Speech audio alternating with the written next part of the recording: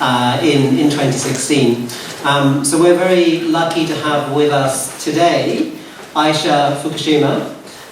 So Aisha is a public speaker, she's a singer, and she is the organizer of a movement called RAPtivism, which she's going to be telling you a little bit more about, which is RAPtivism, short for rap activism. So without further ado, I'll hand things over to Aisha. Good evening, how y'all doing? Alright. Assalamu alaikum. Okay, so I'm gonna go down here, get a little movement going. Now, really, how are y'all doing? Good. Good? Good, I'm glad to hear that. Are we back on now? Okay, here we go. So it's such a pleasure to be here. I want to thank Ramiz as well for helping to invite and organize, and the City Circle. It's just such a pleasure to be part of this series. Thank you for that wonderful introduction as well. As you know, my name is Aisha Fukushima, and I hail from California, the Bay Area, in particular San Francisco, Oakland. Was also born in Seattle, so I have some Pacific Northwest in the United States vibes as well. And today, as we enter this new year, I want to talk about work. But not just any kind of work, right? I want to talk about love work. Work that we love to do. Oftentimes when we talk about work, we get this kind of feeling, oh, it has to be something that causes me pain, it's dreading, oh, it's a to-do list, it's a have-to-do list versus a get-to-do list, right? There's kind of this stereotype. I remember even being in college and people would brag about how little sleep that they got, right? We have that in our workplaces too. And I think it's important then, especially as we start off this new year, to shift the dialogue, to think a little bit about the work that really resonates with us and makes us feel happy and feel alive, and that really resonates with a sense of purpose, a passion that we have. For me, love work is composed of two main ingredients, two main things. One, happiness. What is it that really makes you happy in this life, truly? Just take a moment to think about it. Happiness. Profoundly happy. Reminds me a little bit of that song, money, you got lots of friends hanging round your door, but when the spending comes to end, they don't hang round no more. Rich relations give crust of bread and such. You can help yourself, but don't take too much.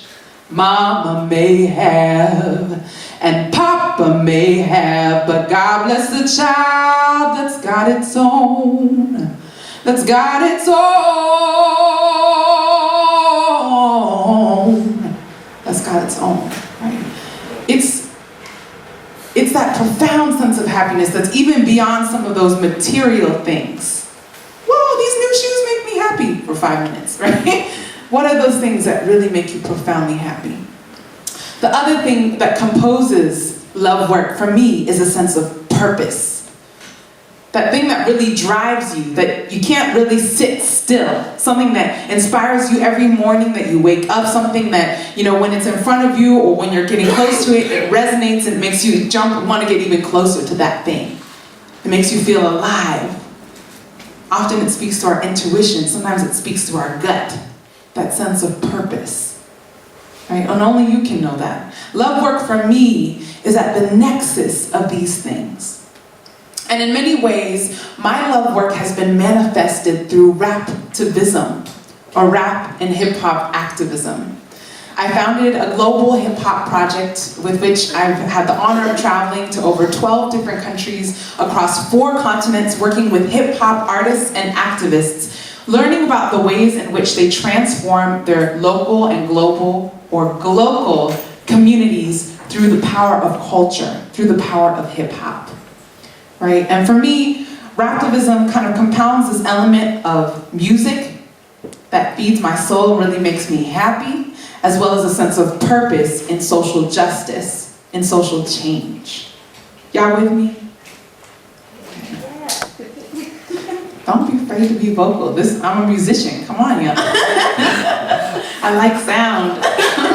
Participation, that's part of hip hop. So,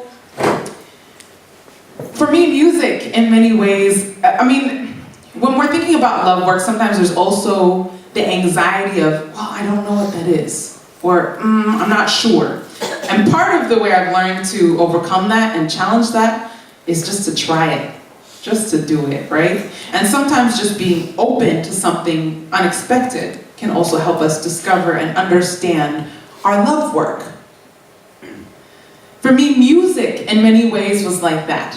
It's something that makes me truly and profoundly happy, but I had no idea that it would be such a big part of my life, right?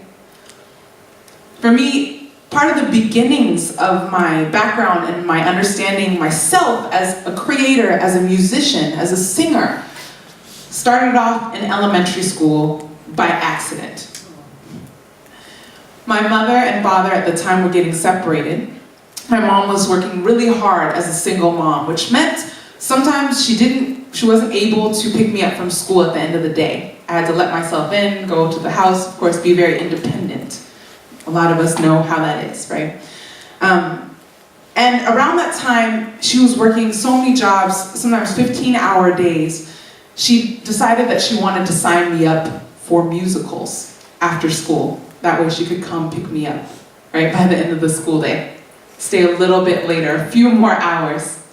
So unbeknownst to me, she signs me up for after-school musicals, and next thing I know, I shift from my class day to a classroom with a teacher who has a piano and a bunch of other students standing in a circle, and he's playing different kinds of music on the piano and asking us to sing along. I'm thinking, what? Why am I here? How did this happen, right? And slowly but surely, he went one by one around the room, asking us to sing parts of different songs. Oh gosh, we all know how this goes, right? When you have those icebreakers, for example, those activities that are supposed to make you get to know each other, feel more warmed up, and sometimes people just, oh my gosh, what am I gonna say? The closer and closer they get, don't hyperventilate, right? So I had that feeling. I had that feeling in my stomach and my body, tightening up, what am I gonna do? He's getting closer, and mind you, I had grown up behind the scenes of the music industry. My parents, for quite a while, were booking agents, and they brought incredible American artists, the likes of Funkadelic and James Brown, TLC, Ice Cube, many others, right, to Japan to perform. And I would often be behind the scenes. I would see the way the music could communicate across many different cultures, across many different languages, right? And still, I had never put myself in the position of being a creator in those things. If anything, I got to see the business aspect. My parents were by no means musical, either of them, right? So this elementary school classroom, this first audition for the school musicals, for me was my first introduction to really using my voice in a way other than just speaking, right? And when he finally came around to me, first of all, I could just feel this incredible energy of how dedicated and how there was some sort of kind of communal, collective feeling that was building in the room from people singing, right? Together, doing different parts of songs together, and then individually and being heard. And then when I opened my mouth to sing, all of a sudden I felt a warmth that kind of overcame my whole being. Right? And I could also see that there was a lot of twitching and fiddling, and then all of a sudden people kind of froze, and there was just a connection through the music. And in that very moment, I felt so present and so abundant that I could see that something about this music thing resonated with what makes me truly happy in my life. In this way, it's also led to so many other journeys and pathways. But part of it was me just being open to that very instance of being willing to stand up and speak out, even though I was really uncomfortable and outside of my comfort zone, It would have been just, maybe even easier, I would argue, just to say, no, it's okay, right? And not try at all. Something had to shift. I had to make a muscle memory to say, why not try it? Take a healthy risk. Now, my sense of purpose. My sense of purpose in many ways, you can see me in middle school, high school age, secondary, yay! So, my sense of purpose tied to social justice. Actually, it came about around this time, and even before. I grew up in the Seattle area, as you know, and my mother, working very hard, wanted to make sure that I got the best education possible. So she enrolled me in a school in Bellevue, which is probably one of the highest ranking overall school districts in the nation, at least at the time, in the United States. And I ended up going to a really incredible school, but it also happened to be white, upper middle class school without very much racial or other kinds of socioeconomic diversity for that matter. And it was an incredible experience in that I had wonderful teachers and classmates who were compassionate and who wanted to build critical thinking skills and who we were always pushing each other to be better as students and to increase our capacity as a community. And at the same time, especially in terms of race, we often fell short as a community. I can remember a number of times where I would turn in a math test and get it back and look at my answers and then look at my peers' answers, being one of the only students of color in my class, and I would see that for some reason, even though I had the same answers, I was graded lower. And when I would confront my teacher about it, she'd say, "You ask too many questions, be quiet, sit down," right? This was not just happening in the school, amongst the teachers, who were also compassionate people, but sometimes missing some of that awareness building, but even among the students. I remember in the one day in class in the school year where we learned about Indigenous Native American history, that one little paragraph in that history book, right? One boy just jumped out of his desk. He was known to be a class clown. He was also known to make a lot of racist jokes. And he started doing a rain dance and saying he was doing a powwow in the middle of a classroom, in the middle of a lesson. I looked at the teacher. She didn't do anything about it. She just let him do it, and everyone laughed. He's trying to be funny. And I remember in moments like that, it was so easy in some ways, I just could throw my head back and go, "Ha, that's hilarious," just like everyone else, just to fit in, right? It's a hard time. Middle school, high school, some of us don't even want to think back. Right? No. But it's also a beautiful time, to be fair. But I think that was the time where it was easy to kind of conform to that, and at the same time something was resonating in me and saying, that's not cool. I can't just throw my head back and laugh and pretend that that's okay. And I think it was in moments like that, in my community, this sense of justice that sat with me and that I couldn't be apathetic or be a bystander to it in my everyday life, that kind of led me to understand my sense of purpose. Something that really drives me, that motivates me, that I wake up in the morning thinking about, that sense of purpose. This is also to lay the context out further. If I just take a step back, this is also in the context of my local community in Bellevue, Washington, right? So my mother and I were one of the few families of color, one of the only black families in our complex, our condominium complex at that time, which was a point of contention for a lot of the people who were living in that same complex. As a result, we would wake up, I think over 14 times, to tires that had been pierced with nails or slashed overnight, and I would come out of the house and we couldn't go anywhere, right? I couldn't get to school because the car was broken down. A series of different hate crimes that were happening to our family at that time. And I think every time there were these little challenges, in some ways it was also an invitation to be creative, or at least that's how I had to transform it in order to continue to propel continue to make it through. So instead of driving to school, I got a bike. And rain or snow or what have you, I was on that bike. I got rid of my backpack. I had some weatherproof bags. I was on my way to school to be there on time. So for me, part of pursuing these passions, in addition to honing your craft, oftentimes, right, we talk about passion, oh, you should just go do it. Part of it is also the practice, right? Honing the craft. So in addition to honing that craft, it was also about being creative and resourceful when those challenges pop up. Those challenges don't necessarily signify, okay, give up now, let it be, right? It can also be an invitation to be creative. I think in some ways, that's part of why hip hop resonates with me, knowing the story of hip hop. Does anyone know where hip hop was born? New York. New York, more specifically? The Bronx. The Bronx, exactly, 1970s-ish, right? And hip hop was born amidst a lot of destruction in that area.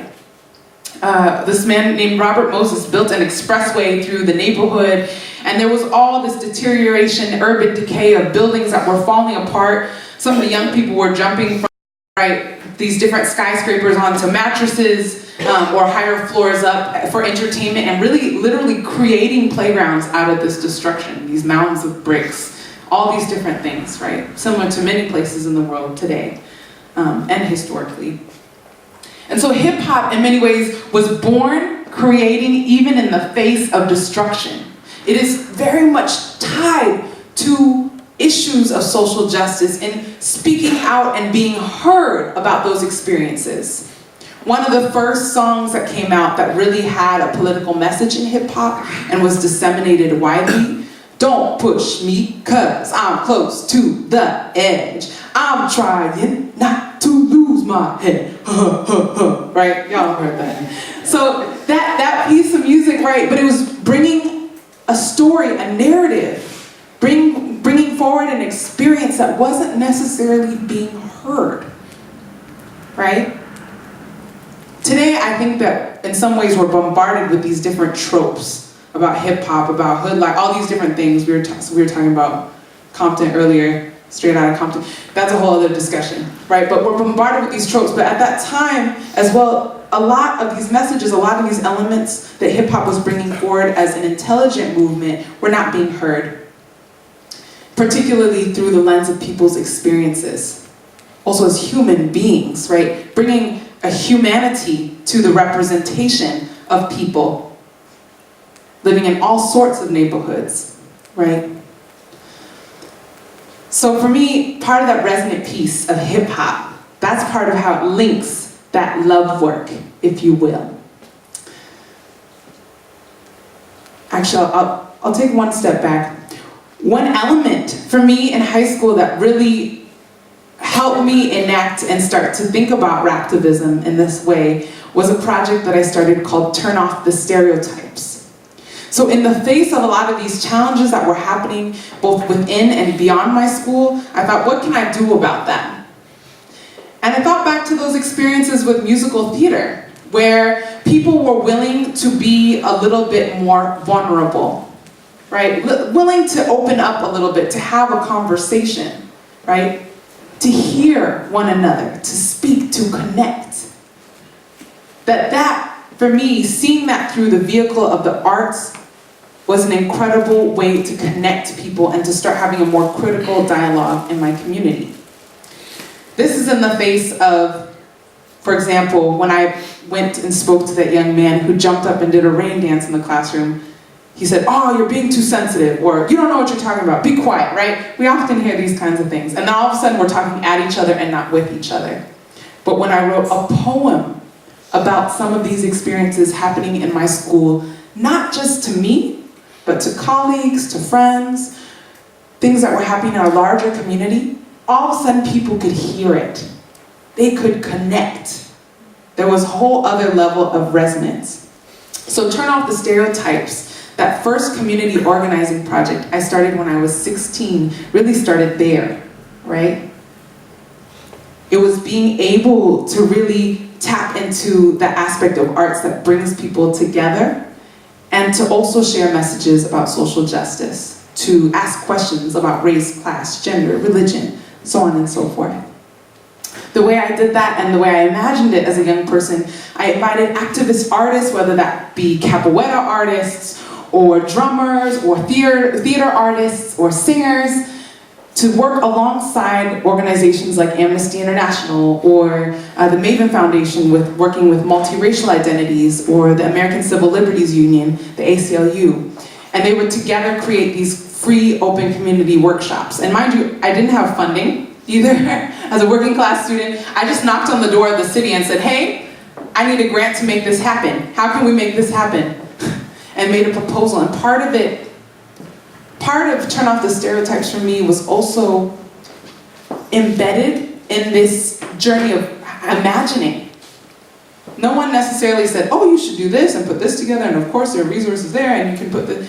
I had to kind of imagine something that I hadn't yet seen, right? Actually, this brings me to a quick song. You down for a little music? Yeah, let's get down. This song is called Believe in Reality, and I think it kind of speaks to that, in that the chorus is, I believe in the change I see and haven't seen yet.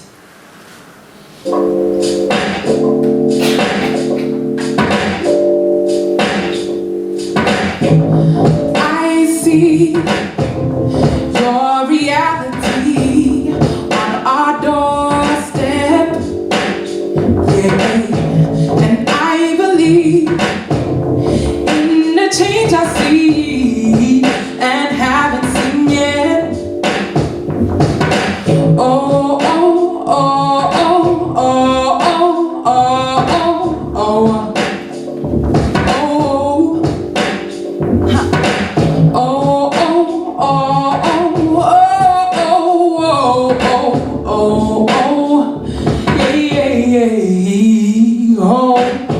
They try to divide us by our color, but it won't work.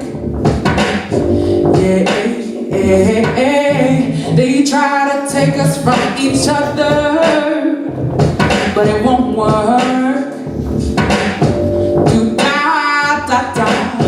We intertwine and divine, and our calling is true. We can't have shades without color, and I love your hue. Let me run, let me hide, let me seek, let me find my way home from here. And I know if I try, I can heal with third eye.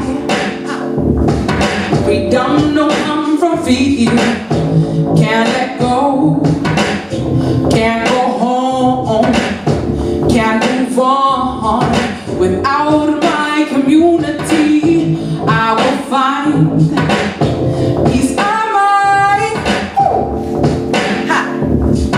In the alchemy of history, and I know that when I come back, I will always find my way. Hey, and though it seems that we on separate paths,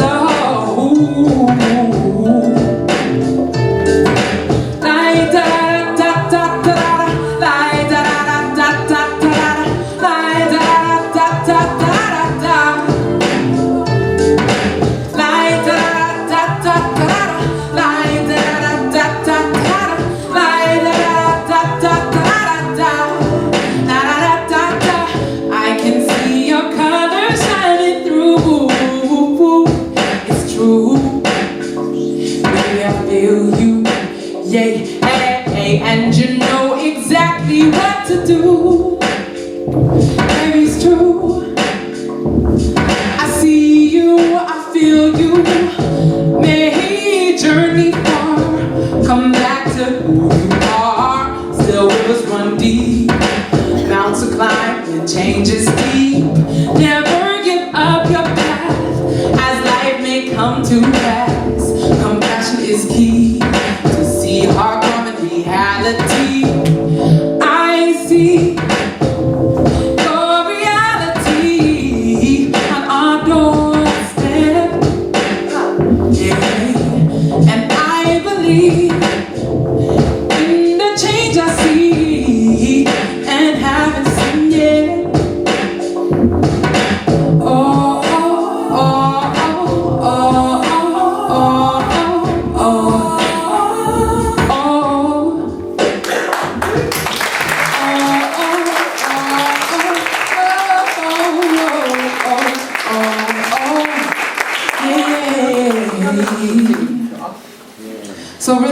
believing and using your imagination as a catalyst to enact, to envision your love work.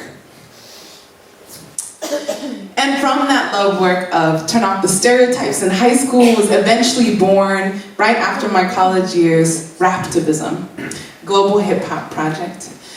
And I already spoke a little bit about the roots of hip hop and how that relates. But for me, part of the reason why it was so important to make it an international hip hop project really started with me hearing hip hop from beyond the United States bubble of the top 40, if you will. That there was so much more. I would turn on the radio and sometimes it would just hurt my feelings. Like, that doesn't make me feel empowered. Why? Right? And that's not the hip hop I knew and I loved, right? That would help feed my soul, or at least encourage me to think more critically.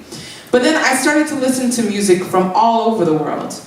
So far working with artists everywhere from Senegal, like Rescapé, to Kazakhstan and Belarus and Morocco, and here in the UK, of course, you've got so many amazing artists, Shadia Mansour, Low Key, among many others. I could, Poetic Pilgrimage, I could spend a whole evening just listing artists, right? Living in South Africa, India, many different places, and creating these connectivities and hearing music that often, as one of my friends put in South Africa in Cape Town, he said, we just don't have time to pretend like we're leaning on rented cars and saying, yeah, right? We have to talk about what's going on in our community. That's so urgent. That's so much more urgent, right? And for me, I'm not saying that all hip hop around the world outside of the United States is this way, or that all the hip hop inside of the United States is the top 40. Don't get me wrong in that. But I do notice that many people in global hip-hop movements around the world understand that it is a tool to create social change, that it mobilizes people, and it doesn't necessarily tell them what to think, but it encourages them to think. Some of you may have heard of the MC The Narcissist, Iraqi as well as Canadian. And he says that hip-hop stands for highly intellectual people hovering over politics. The hyphen is the bridge that we walk across. For me, hip-hop is an intellectual and intelligent movement, as well as a movement that can move our spirit, right? So that's part of how RAPtivism was born. And don't get me wrong, there were many challenges along the way, traveling on my own and getting to know folks and making it happen, but part of that imagination, that motivation, that vision plan helped me create it. Which, actually, to veer on a little bit of a different point, when I talk about love work, I think some people might talk about success, right? When we talk about work. Success, this word success. And it's funny to me because I think oftentimes success comes with certain connotations of what that means and what that looks like. Money can be part of that, of course. But for me, especially in the work that I do with young people, for instance, I try to emphasize defining your own success. What does success look like to you, right? I can remember my very first job. So I just turned 16 around the same time that I started Turn Off the Stereotypes. And I started applying for, all my friends were applying to work at, different service jobs, selling clothes, getting, serving food and stuff. So I did the same thing. I started filling out all these applications. Not too much of a surprise. It was a challenge in my local community, given also some of the other experiences I'd had. And I hadn't heard back from anyone. I started to get so discouraged. I was so upset. I looked at my mom, oh my gosh, no one wants me. I feel horrible, right? And I would just sit there sulking. And I remember one day she knocked on my door. It's my birthday. And she said, come on, baby, let's go. Like, where are we going? Don't worry about it, let's just go. So we hop in the car, we drive to Seattle. She takes me to this really big building. We go up to one of the top floors. And the next thing I know, I'm filling out paperwork. By the end of that meeting, I owned my own business. She signed me up to get my own business license at 16, right? And she said, okay, now it's up to you. Dream it, plan it, make it happen, and earn some money for your college books. I'm like, okay, right? And that imagination, all of a sudden, then I started to think, oh, what am I gonna do? Okay, I love seeing people play. I love seeing them be able to interact and have fun. I love seeing them be able to connect. And I also love technology. So I started a high-tech toy business and scouted out all these different toys from different factories and would give feedback, and eventually started selling them at local festivals. And kind of unbeknownst to me, out of surprise, after a few months and a few weeks, thousands of dollars would start rolling in per day based on the toys that I was selling. So much so that one of the local big kind of city meeting places in Seattle called the Seattle Center asked me to open a storefront. I'd opt against that because I was going to college at the time, or deciding to go to college. But I could have also, it was a big jump in that I had to imagine, I had to envision something and also have that incredible support system to kind of push you and say, yeah, don't give up so quickly, right? And this way, I think, it also reminds me of the importance of a vision statement or a mission statement. Raise your hand if you've ever worked with an organization, or you maybe currently work with someone, or you have a mission statement or vision statement that you're supposed to be kind of aware of, right? Yeah. So oftentimes, we hear about vision statements and mission statements as part of an organization that we're part of. Sometimes it's a business, sometimes nonprofit, what have you. Yeah? More or less. But for me, I think I've also learned how important it is to have a vision and mission statement for myself too, as an individual. Where is it that you want to go? And then filling in that plan, just like a business or just like any other organization, they have professional development. So what are you doing to enrich your mind, your heart, your soul, all these different things? To push outside of that comfort zone a little bit, right? There are also different annual and quarterly plans. So how do I scaffold out this vision? Now that I have kind of a general idea of where I want to go, how do I make it happen? What does that look like? And it can change, but at least I think it gives momentum to that success that we're defining for ourselves and that we want to embody. Y'all feeling me? Yeah? Okay, this is like poetry snaps. Oftentimes people do this, they agree with something. So, in case people are like, what?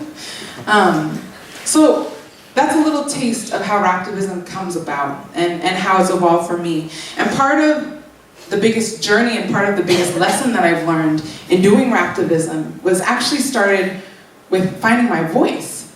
Because I was faced in this mirror, oftentimes when you're in the recording booth, every single aspect, if you're nervous, if you're shy, if you're excited, it all comes across on the microphone.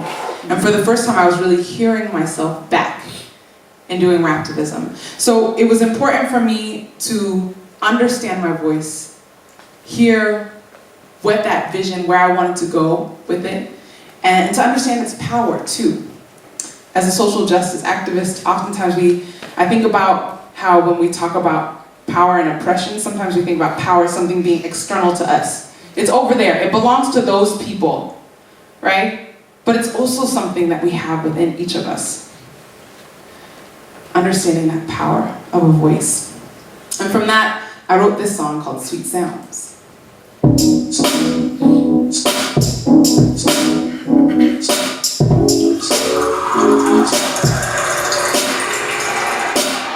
Woke up and saw the news today. I grabbed a coffee and I'm on my way. Hey, hey, hey, hey, hey. Brush my teeth and I do my hair. See, my thoughts are everywhere. Today, the sun, my skin, the world we're in. Come what may.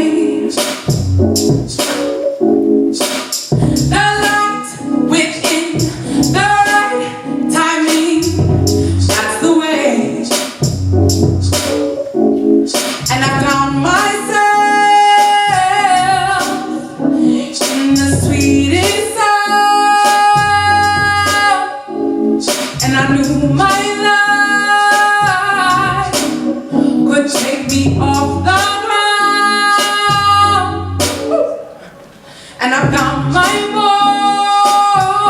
voice in the deepest well. And I knew it's strength, but only time could tell. Listen here what I gotta say. Round and beautiful coming your way. Hey, hey, hey, hey, hey, hey, hey, hey. Round the world, heard a million sounds.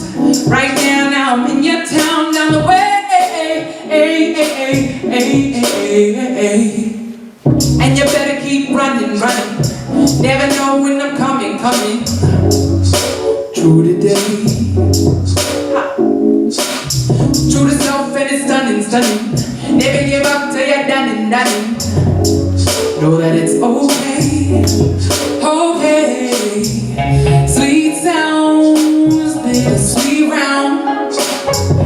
Record playing on sacred ground. Sweet sounds, bittersweet round. Shade, oh. And she is everywhere. I feel her when I breathe. Can't take for granted love like ocean sun and breeze. Come through the trees as I wait for a bow. Mama calling in a laid-back style. Motherless child, I run for miles as baby cry tears like Niles. Estuary, this a blow from my soul. Not just where you from, it's what you know. I write an epitaph like souls of weathered feet. Only saw the surface cause it's oceanic deep. Make way, ha! As she give birth to the sun, you will be witness to the damage we have done. Air of the springs become winter seeds, and as the rain falls, it washes our truth clean. Yes, it washes our truth clean. It washes our truth clean. Gotta be do.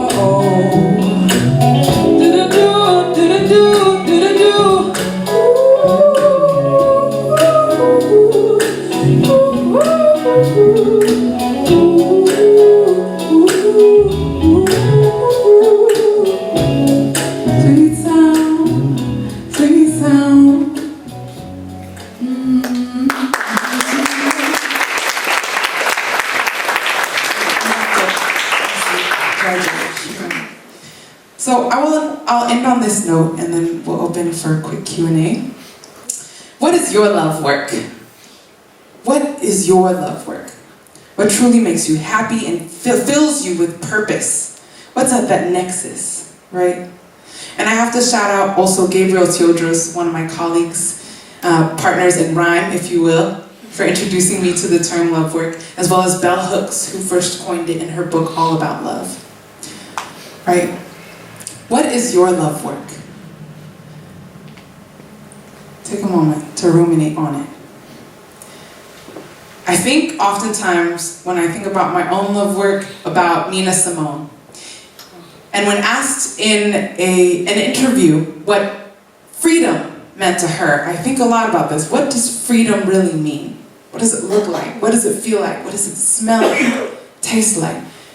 The interviewer said, what does freedom mean to you? And she said, no fear. No fear. To live one day, many days, with no fear. Right? And so part of my love work at this very moment is writing freedom songs. Because we know that culture often helps precede social and political change. It helps create the change that we want to see. So I want to write more about what that freedom feels like, what it tastes like. Right? In hip-hop, maybe a good metaphor for freedom would be the break beats, right? The DJ's playing the dope beats, and then all of a sudden, you get to that part in the music where everybody wants to get down, right, on the dance floor, and they loop it, right? They loop that part because that's the part where people feel most free. They start to jump out on the dance floor, whether that be B-boys or B-girls, break dancing, and they show off all their greatest moves, and sometimes they're even improvised, right? That freest place for you, what does it look like? On the count of 3, I'm going to ask you to say one word Something that represents your love work. You ready? Take a moment, deep breath. Okay, 1, 2, 3. That was a very hesitant. I heard playground. Okay, let's try it again. 1, 2, 3. Playground. When I say hip, y'all say hop. Hip, Hop. hip, hop. When I say can't stop, y'all say won't stop. Can't stop, Won't stop. can't stop. Won't stop. Okay, count to 3 again. 1, 2, 3. No one knows what their love work is. 1, 2, 3. Beautiful. Okay, so for this very last piece, I might invite you up. So keep that word in mind, that thing that embodies your love work. Y'all ready?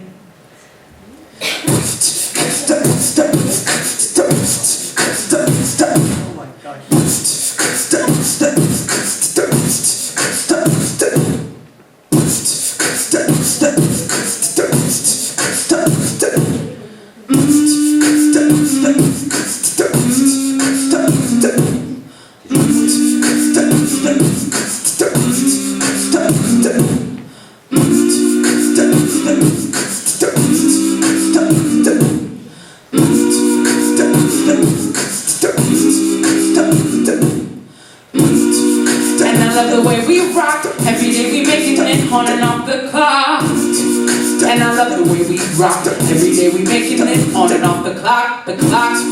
And I love the way we rock. Every day we making it on and off the clock. And I love the way we rock. Every day we making it on and off the clock. On and off the clock. On and off the clock.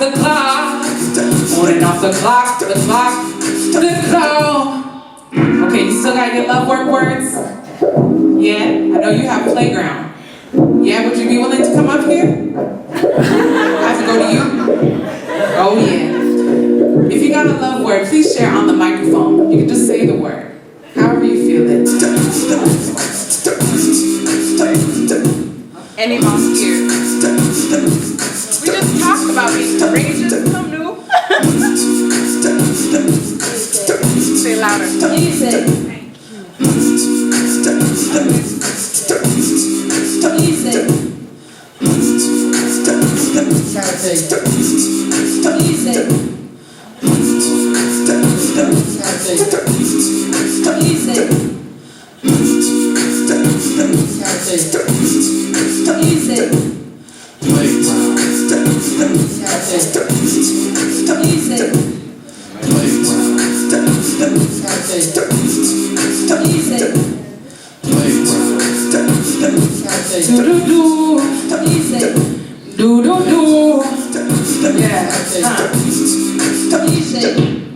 And sometimes we feel like slaves, working so hard and we don't get paid like we're supposed to. People say I owe you, but they ain't so loyal. Can't you see I'm a queen, I'm so royally. When you dissing this, I throw a hissy fit. Are you feeling this? Cause I'm killing this. Resurrected so you know who you're dealing with. We be the people and we be resilient. Hey, punching another day. Wake up now cause it's time to celebrate. We be the people through the track elevated. Don't know who we be cause you often underrated. If you got excuses, please just save it. If you got game, please know that I played it. Making love music so society can face it. I spit for freedom so you can taste it. And I love the way we rock. Every day we making it on and off the clock. And I love the way we rock. Every day we making it on and off the clock. And I love the way we rock. Every day we making it on and off the clock. And I love the way we rock. Every day we making it on and off the clock. On and off the clock. On and off the clock. On and off the clock. On dit qu'on en faut qu'on se donne l'amour, soit heureux. Mais qu'on y tire quand la flamme s'éteint, se pose la distance. Ni la rupture s'ensuit la naissance. D'où famille par alliance, de ce jeune qui crache sur son patronyme. Trop je partent à la dérive, quand la misère de leur famille les enivre. Et quand de leur plus vite que devant un essentiel arrive. Et si un jour arrive le drame, dans le cœur l'éternel en flamme, reste la boussole morale que les mots harmonie. Paix, amour et bravoure, des mots d'armes, des mots, même se font de la mal, et sur famille musicale, je ferai même chemin, je remets c'est les miens. Voilà tout ce que j'aime quand la santé et la musique règne. Ah. Et la musique règne. Ah. Et la musique règne.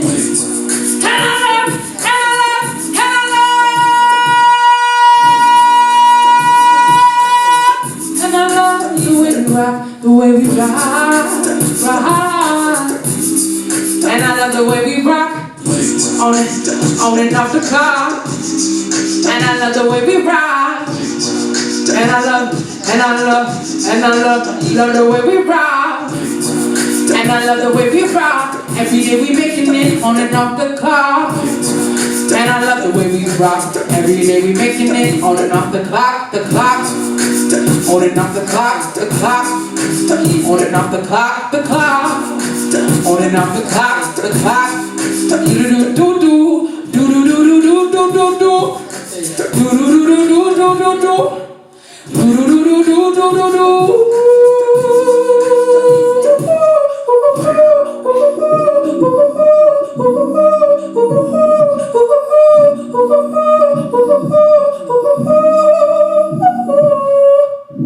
Thank you so much for being here, sharing some love work.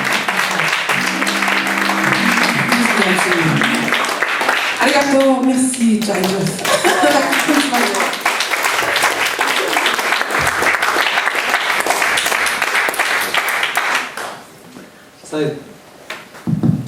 So thank you very much for that, Aisha. I think that's certainly very different to most of the talks that that we have here each week. So we'll take some questions and answers off the floor. So if you've got a question for Aisha, could you please raise your hand? Yes, lady at the back. Yeah, I have two questions. So, first, have you released your songs so I can share them on Facebook? Have I released? So yes, I released my songs called Do. Okay, yeah, I'm a microphone. I love good microphones. So yes, I released my songs. Is that okay to say? It was a little crunchy. Y'all heard it. It was a little crunchy. So, I released them. There's a RAPtivism album that's available in the back, and that has some of the songs. Also, a couple of the songs that you've heard today will be on my EP called The Cipher, which is coming out. Yeah. Another question. In your kind of journey, you mentioned that your mum, just kind of analysing it, that your mum was quite influential in kind of helping you be on the journey where she enrolled you on the music. Yeah, Sessions, definitely. and then she kind of took you to celebrate activities. So, what do you say to anyone who they want to? Just I've met with people who they want to do something with their life, they don't have that support from their family. The family, they're not engaged. They're not, maybe the parents or the family, they're not active, so they need that kind of guidance or a mentor. So what advice would you give to someone who's trying to make their way? They just don't have the network. Definitely, I hear you. So I think one aspect of it is, I love, one of the members of Poetic Pilgrimage said to me that she writes herself into existence. Meaning that oftentimes kind of the person that we see that we want to continue to strive to become more constantly challenging ourselves to get better or to try something new, part of that process for her was creating something, writing it down in a way to help manifest it, to form that vision, to even dare to imagine what a different reality of even my daily life might look like. If I have some behaviors that I want to change, then part of it I think is envisioning it. And the challenge with what you're alluding to with having kind of not feeling like you have that support system is finding a safe space to be able to do that. And for me even, when there have been times where there's a challenge of not having that support system with the music or, like I mentioned, some teachers, what have you. I remember my first choir teacher was like, no, you can't sing, I'm not allowed to, and he would always try to put me with the men's section, which is okay, but he wouldn't allow me to sing my full range, right? He'd always try to discourage me. And I think I had to be able to write down my thoughts in a space that felt safe for me, to be daring. So maybe carving out that way. And for some people, maybe it's through a different medium. Maybe it's the way they take pictures, maybe they like to draw. There's so many different ways of doing it. Also, I would say that at least in my work, my humble work with young people, I think that sometimes we had to build those support systems all around, you know? So for example, if that young person's in school, I've had students who faced a lot of challenges at home, didn't feel like they had the support for whatever dreams that they had, and part of it was just creating a safe space for one another to share that vision and to develop encouragement, not only as a teacher, but among their colleagues, like creating a culture of, you know, affirmation and with some challenge, you know, getting people to continue to be the best self, but creating an environment where that can happen in many aspects of our life. Yeah, I hope that helps answer your question. Thank you. Any other questions? Yes, lady in the front. Thank you for a really inspired talk. Thank you. A couple of questions. First one, how many languages do you speak? Well, in addition to English, I speak French pretty fluently. And I've been trying to learn some Arabic. I learned some Darija in Morocco, and then I started to take Fusha. And when I went to the Bay, and then I've experimented, it's all mixed up now. In my head, I'm still trying to, I have a lot of work to do. I speak some Wolof from West Africa, spoken in countries such as Senegal, Gambia as well. And then I speak some Japanese. I used to speak it pretty fluently as a kid, but I think with time I need to keep practicing and make sure I go back more often and connect. And I've been learning bits and phrases of Danish. I've spent a lot of time there making music. Yeah, that's it for now. Follow on to that, would you say music transcends all religions, languages, creed, and you see it being a global code? Yeah, I think that music, for the folks that it resonates with, it can become a common platform for communication, for mobilizing, for building solidarity, and for sharing stories.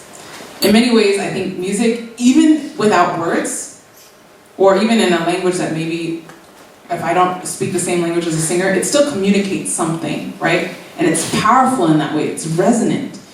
And we've seen time and time again the way that it's brought people together. If I just want to focus on the United States, a lot of the dance floors were desegregated before that actually came into law, right? And that happened through the music, that people were all of a sudden able to start to connect. I also bring up stories in terms of music because I think from many different cultures, I think the art of storytelling is definitely part of being an MC. And from many different cultures, we know that stories are powerful. We have different arts of storytelling. When I was in Kazakhstan, they said, what's this freestyle rap? So I started to talk about what freestyle was to some of the students, the music students I met, and they said, oh, we have that's called aitis. And we play with a 2-string kind of string instrument, and we bang on the front as percussion, and then we can freestyle on top of it, talk politics, whatever, right? That there's this resonant piece of storytelling and the way we do it that's connecting in many cultures as well. And so I think it's a global force in that way. And that when we hear someone else's story, sometimes we also learn more about ourselves. And we also can see their humanity in a different way. That's why I think it's really important for everyone to tell their story in different capacities, because otherwise, oftentimes there are going to be other entities, other organizations, other people who might want to try to tell your story for you. And we all have powerful voices in that. I hope that, yeah. Great. Just before I take the next question, just a quick reminder to anyone who's on Twitter and does want to tweet about this event or any questions, the hashtag we're using is CCtalks. That's right, isn't it, Ben? Yeah. CCtalks, okay. Great, so next question, yes. Yep, sir, here. Yeah, really inspiring talk and great voice as well. Thank you so much. And I can see a lot of kind of gospel, R&B influence in that as well. I don't know, but yeah, I wanted to ask you, have you always been quite political, or was it the music that actually opened your eyes to actually express that? And obviously poetry is something that's always been a big tradition in the Arab world and Middle East, Sufi music. But obviously there is within our community, and I'm sure you've come across this in the past, where some people would say, oh, you shouldn't be listening to music, it's not part of Islam, you shouldn't be doing this. Yeah, I just wanted to say what kind of challenges that you experienced kind of growing up and obviously following your dream and what you love. Wow, I think, so there are a lot of questions in there. Thank you for your questions and also for your enthusiasm getting up to the mic. Yes, I appreciate you getting on the mic. I think, so one aspect in terms of, okay, so one aspect I think in terms of the different aspects of being political, activism is a daily choice, right? We know that. And I think that oftentimes, it didn't necessarily feel like I was doing something out of the norm by speaking out when I saw something unjust happening, you know? Angela Davis talks about this a little bit, in that oftentimes it seems like the norm is, okay, see it, keep walking, be a bystander, whatever, right? And then people amplify it so that when people say, hey, that's not right, or hey, we should do something, or maybe we can make this better, or challenge the status quo to make it better for all people, that all of a sudden that becomes this exception. And to me, I think I grew up with some resonant piece that was just like, no, it's not an exception. That's just like, people deserve to be treated like people with dignity and with respect. And I think that's just part of sort of who I am. So even with bullies in school, at times, even in elementary school, I can remember myself going up and being like, why are you picking on this kid? That's not cool. Like, a little out of my, right? But knowing that there was strength in more people speaking up versus just looking on and seeing what's happening and letting it unfold. And in terms of challenges, I mean, I think within the talk, I talked about a lot of different challenges that arose through the music, whether that be even with teachers or, I mean, there are always challenges that are going to pop up, even being a woman in hip hop and all these different things. In some ways, I just let the music and the art speak for itself. I think that's pretty powerful. And I keep my imagination open and I try to practice that, going out of my comfort zone. I'm a global traveler, but I also am a firm believer in the fact that we can travel in our everyday lives. Sometimes we build up routines, we get to know certain things, we have our spots or a certain way that we do everything and we see everything. And just even the same bus ride every day, we can challenge ourselves to see something different, right? That can be an incredible inspiration in the work that we do. Thank you. Yes, the lady there. You mentioned having a safe space to sort of explore and imagine, and how important imagination is in every respect when it comes to social justice, but also a lot of us are Muslims, and approaching your faith and the Quran, for example, imagination is so vital, but it seems today that it's the imagination that's under siege. And there are so many groups and forces fighting for space in your imagination and shrinking your imagination. So there's that element, but also for kind of teams that I've worked with in the past, imagination is a huge challenge because they're always in fight or flight in space. Yeah. They don't have any safe space. So it's from one fight or flee to another. The safe space they find is in drugs and drink. It's numbing. And all the time the imagination is shrinking, and so their sense of what potential they have and what potential for change is very, very limited. And I find it really hard to, particularly in those difficult circumstances, to challenge that. I don't know if you have any thoughts. Yeah, I think there's so many lesson plans and different things we could share. And I'm sure we have a lot to learn from one another, hearing a little bit about your work. I think, in many ways, also in working with young people who are going through maybe similar experiences, whether that be in the States or other contexts, hip-hop pedagogy has been an incredible tool for me, teaching through the lens of hip-hop. So part of it, I think, there were a lot of layers to your question as well, right?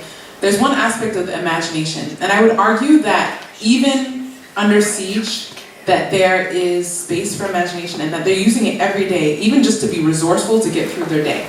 Like survival requires some imaginative thinking, right? And some creative thinking. But I think my role as a teacher in part is directing that. So I notice that oftentimes, especially working class students or people who are in survival mode, we're forced to think about very short timelines. The next 5 minutes, the next day, the next hour. And part of, for example, that classroom time can be used to express and stretch beyond to longer timelines. What we might want to envision that year to look like. Or, do you know what I mean? And that, I think even that, the essence of time allows us to somehow start to break out of the way we've been socialized to just be on a survival mode, which is also important. I'm not downgrading that survival mode because some of us have to carry that in order to get through the everyday. So I would say that's one of the tools.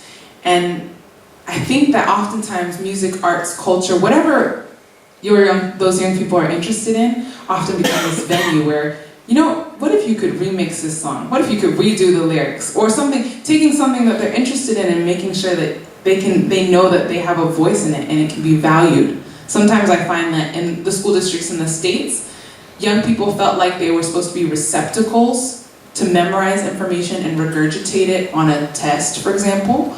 And then they started to get these messages that their voice didn't matter. And that's where their creativity would also seem on the surface like it's stopping because they're not invited to express themselves. And even if they do, people are like, oh, you're just a young person. Right? Which is really prejudice. They're smart too. There are teachers as well. So I would say that. And part of, like, I think also being a teacher, I know it's hard, but sometimes, or my experience being a teacher is also, I think about the Khalil Gibran, it was a piece of the Prophet that was turned into a song by Sweet Honey in the Rock. And they go, your children are not your children. They are the sons and the daughters of life, longing for itself. They come through you, but they are not from you. And though they are with you, they belong not to you. You can give them your love, but not your thoughts. They have their own thoughts. They have their own thoughts. You can house their bodies, but not their souls. For their souls dwell in a place of tomorrow that you cannot visit, not even in your dreams. You can strive to be like them, but you cannot make them just like you. Strive to be like them, but you cannot make them just like you. And I think in that piece, it reminds me of how we should honor each other's agency and our voice. And sometimes I have to communicate that with fellow educators to help change the culture of the school that we were living in so that the young people could feel like it was a place to stretch their imagination. Yeah, hope that's helpful. I think we've got time for one more question. Yes, gentleman at the front. Yes, it was a great speech that you've given us and presented to us today. My question is, are you doing any collaboration projects here in the UK as well as in the States and global? And if so, I would like to create something with you. Invitation for collaboration. Well, let's exchange contact information. That's a great way to start. Right now I've been working and writing a lot of music. So I've kind of been in a creative mode and talking to different artists about creating collaborations here in the UK. But then also internationally, I'm always creating music in solidarity with one another. One of my most recent, I would say, is Luca Lesson, the slam poet champion out of Australia, who also runs kind of a social justice and literature center down there. And so yes, definitely, there are always projects ongoing. In addition to making the music, I do a lot of educational work, and I'm helping to organize some different aspects of the National Conference on Race and Ethnicity in the United States, happening in May in the Bay Area, and organizing a student-centered, youth-focused session, a workshop, doing a performance, among other things. But yes, I'll keep you posted for more of that, definitely. If you tag on to social media and look me up, Aisha Fukushima, I always send out updates about what I'm up to. Fantastic. Thank you very much, Aisha. Thank you.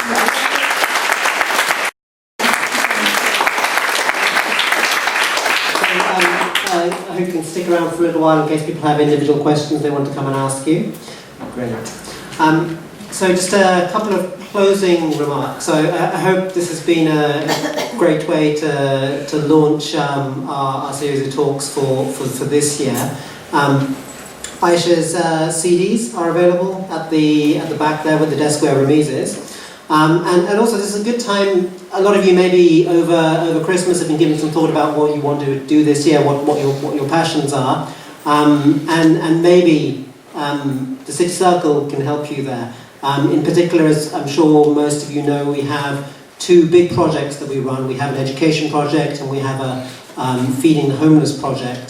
If you'd like to get involved in this, you need no previous experience. All we ask of you is time commitment, which is a big thing to ask, but you'll get something back from that, which hopefully can drive you, can give you something to do this year, which maybe you weren't able to do last year. Maybe it can help you achieve some goals that you weren't able to achieve last time. So if you're interested in finding out about the projects, there's no commitment, just leave your name. Ramiz has some sign-up sheets at the back. Just leave your name, leave your contact details. Somebody will get in touch and can tell you a bit more about what's involved. And maybe that might be something that you can do this year.